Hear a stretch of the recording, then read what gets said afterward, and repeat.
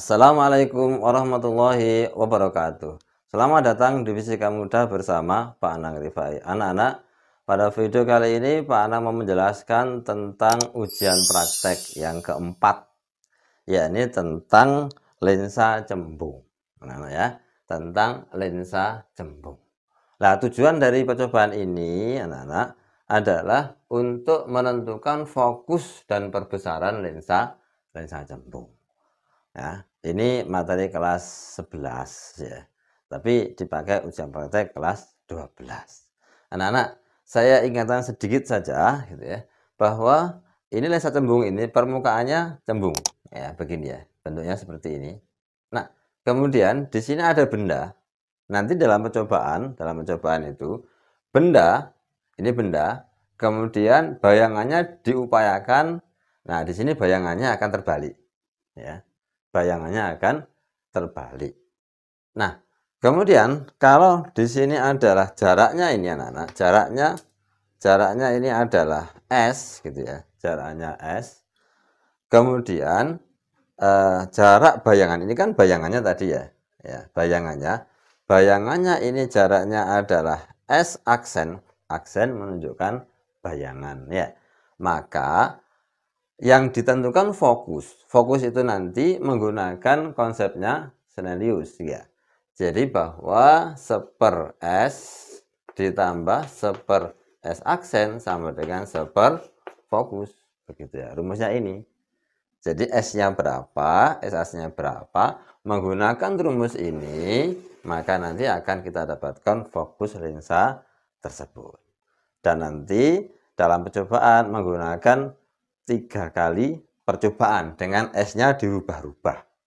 Jadi misalkan sekian terus dimajukan S-nya ya, atau lensanya yang digeserkan, akhirnya kan S-nya berubah.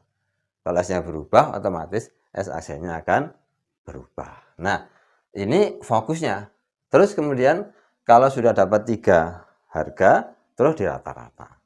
Setelah itu kemudian kita butuhkan adalah perbesaran. Perbesaran itu anak-anak, perbesaran itu M. Ini perbesaran, maka S aksen per S harga mutlak. Ini ya. Ini konsepnya di kelas 2 dulu. Jadi harga panjang jarak bayangan dibagi jarak bendanya. Jadi bayangannya ini dibagi jarak bayangannya. Jarak bendanya ya, jarak bayangan dibagi jarak benda. Ini adalah perbesaran. Karena 3 kali percobaan, ya nanti akan kita dapatkan M1, M2, M3. Setelah itu kemudian di rata-rata. Selesai sudah percobaannya. Begitu ya. Nanti sekarang mari kita coba untuk langsung ke alatnya. Baik anak-anak, sekarang mau saya tunjukkan di alatnya ya. Di nanti lembar jawabannya, lembar percobaannya, di sini kan dituliskan bahwa alat-alatnya adalah 1 penggaris. Nah, di sini saya ganti ini ya, karena penggaris, anak-anak langsung bisa ke penggaris. Kalau Pak Anang bisa pakai seperti ini ya, ini mudah aja bagi untuk mengukur aja ya. Yang kedua adalah alat penyangga lensa. Alat penyangga lensa itu ini anak-anak. Jadi, nah, ini kalau misalkan terserah di sekolah masing-masing ya, kalau ada alat seperti ini ya, ininya ini alat penyangganya. Kadang kalau sekolahnya nggak ada yang alat seperti ini, bisa diganti kayu juga bisa. Yang penting lensanya itu nggak usah dipegang, itu sudah bisa berdiri, gitu aja. Terus lensanya yang di dalamnya ini lensanya, yang di dalamnya ini kan ada lensanya, yaitu lensa cembung. Ini kalau diraba akan terasa bahwa permukaannya ada cembung kanan kirinya. Nah itu. Kemudian, bentar ya.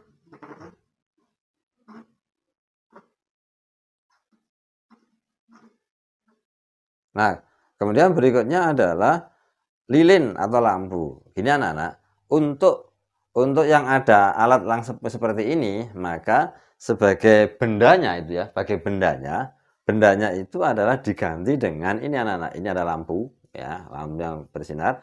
Terus ini ada lubang yang bentuknya seperti pohon, seperti panah. Nah, sehingga nanti akan berfungsi sebagai benda. Bendanya berupa panah yang berdiri. Nanti bayangannya berbalik.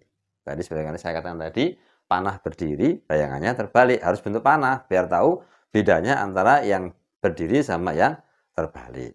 Nah, kemudian juga korek api itu kalau misalkan ini diganti lilin bisa, anak-anak. Kalau misalkan di sekolah anak-anak nggak ada ini gitu ya, nggak usah susah-susah, cari aja lilin, di sini dikasih lilin kemudian dinyalakan. Jadi cukup begini, ada lilinnya, terus dinyalakan, nanti pengganti dari lampu dan lubang yang berbentuk panah ini bisa diganti dengan lilin dan hasilnya sama aja bagus. Kan lilin itu bentuknya lancip ke atas begitu ya, seperti panah begitu. Sama aja ya. Bisa pakai lilin. Nah, kemudian layar, ini layar ini. Ini layar terserah bisa dari seperti ini, kalau nggak ada ya bisa baja kayu dikasih kertas putih sudah jadi layar ya. Nah, kemudian percobaannya gimana? Kan kita butuhkan adalah mencari S dan S aksen datanya itu. Nah, yang kita butuhkan adalah jarak S dulu. Nah, misalkan ini, jarak S berarti dari benda sampai lensa. Kalau alatnya seperti ini, tinggal kita ngukur saja. Kapan bisa diukur? Pada saat kita tentukan sembarang ya, misalkan jaraknya sekian. Nah, sekian. Terus kita cari bayangannya sampai jelas. Sampai kelihatan bayangan itu adalah jelas di layar ini. Sangat jelas terserah. Digerak-gerakkan begini awalnya kan tidak muncul. Hanya lingkaran saja, hanya seperti ini. Kemudian sampai kelihatan sangat jelas gambarnya. Nah, kalau sudah terasa gitu paling jelas, baru kemudian kita ukur. Nah, S-nya berapa? Misalkan ini ya, data yang saya buatkan, saya akan bikin satu saja, nanti yang saya hitung, yang lain tidak usah. Misalkan di data saya adalah ada 15 cm, misalnya. Saya catat dulu, nanti kita akan pakai, misalkan S-nya 15 cm. Berapa S aksennya? Saya ukurlah di sini. S aksennya mulai dari lensanya sampai layar ya. Nah, kita ukur. Nah, ternyata S aksennya adalah di sini S aksennya 30 cm misal. S aksennya 30 cm. S aksen 30 cm. Nah, nanti gini anak-anak. Ini kan percobaan pertama. Kan suruh minta percobaan 3 kali. Caranya ini lensanya kita ganti, kita bukan diganti ya, kita geser. Misalkan mendekat, lebih dekat gitu. Kalau ini didekatkan, ini hilang bayangannya. Ya. Maka kita cari lagi, apakah bisa muncul? Oh, ternyata nggak bisa muncul. Ya, berarti salah, berarti dia harus kita jauhkan. Nah, kita jauhkan. Nah, kita jauhkan, tapi beda dengan tadi. Kalau tadi 15, ini mungkin saya ganti misalkan 18. Misalnya gitu ya. 18, berarti kan sudah berubah. Ini kita cari. Dicari. Nah, ini posisinya kurang pas. Nah, sampai bentar. Memang ini harus, nah gini. Nah, begitu nanti sudah kelihatan ada gambarnya, yakni panah yang terbalik. Nah, bisa dapat lagi ya, jadi gitu. Tapi memang kita benar-benar kita cari sampai kita rasakan, oh ada panah yang terbalik dari cahaya ya. Nah, kalau sudah begini baru kemudian kita ukur lagi tadi 18 misalkan, terus berapa di sini jaraknya? Loh, ternyata diukur, oh ternyata besarnya adalah 25 misalkan gitu. Dan sebagainya. Itu berarti nanti S2 dan S aksen 2. Nanti digerakkan lagi. Terus muncul lagi yang ketiga. Baru kemudian kalau sudah dapat tiga data S1, S2, S3, S1 aksen, S2 aksen, S3 aksen, baru kita akan cari fokus dan perbesarannya. Di sini Pak Anang jelaskan satu tok aja. Nanti jangan sampai tiga-tiganya. Kalau tiga-tiganya ya anak tinggal nyuntur tok gitu ya. Ini satu saja. Nanti tinggal nyari yang kedua, ketiga, terserah anak-anak. Nah, baik anak-anak. Sekarang kita lihat dari data yang ada, saya pindahkan di sini ya. Jadi S-nya adalah 15 cm, S-nya 30 cm. Nah, nanti yang kedua silakan dicoba sendiri, yang ketiga pakai yang tadi dicoba sendiri, yang penting pokoknya bayangannya jelas terbalik. Kalau sudah, saya berikan contoh saja satu. Ya, bagaimana cara menghitung fokusnya? Jadi seperti ini, seper fokus sama dengan seper S ditambah seper S aksen. Jadi seper fokus sama dengan S-nya ada 15. Kemudian ditambah 1/30. Kalau kebetulan angkanya pas begini, maka kita disamakan penyebutnya. Penyebutnya kan kalau ini kan 30 aja. 30, kemudian di sini 2, di sini 1. Angkanya pas.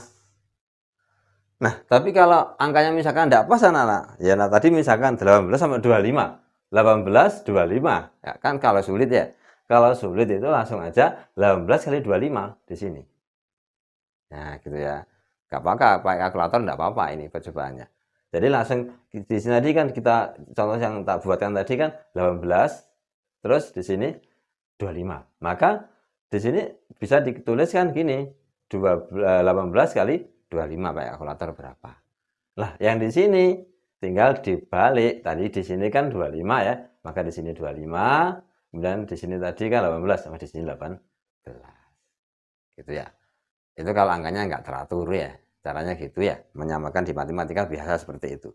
Baik, kita lanjutkan. Ini kebetulan ada yang teratur yang kita pakai contoh di sini ya. Jadi akhirnya kita balik. Fokusnya adalah 30/3 sama dengan 10 cm. Jadi fokus lensa yang Pak Anang pakai ini, yang ini tadi, yang Pak Anang pakai, ini adalah 10 cm fokusnya. Dan lensanya macam-macam, nggak selalu begini. Nanti percobaannya tergantung ya. Itu di lab itu banyak sekali lensanya. Nah, kemudian setelah fokusnya dapat, maka kemudian M-nya kita cari. M tadi adalah S aksen per S. Nah, kita lihat kebetulan angkanya pas ya. Jadi sama dengan 30 dibagi 15. Jadi sama dengan 2 kali. Nah, nanti sama percobaan kedua ya. Kalau sudah didapatkan misalkan S-nya berapa, S aksennya berapa, dihitung, ketemulah fokus 2. M 2. Kemudian percobaan ketiga, misalkan ada lagi harga berapa S-nya, berapa S aksen, maka muncullah F3 dan M3. Kalau sudah di rata-rata itulah fokus dari lensa tadi. Di rata-rata itulah perbesaran dari lensa tadi. Maka selesai percobaan tentang menentukan fokus lensa dan perbesaran lensa jemput. Demikian anak-anak, semoga bermanfaat. Assalamualaikum warahmatullahi wabarakatuh.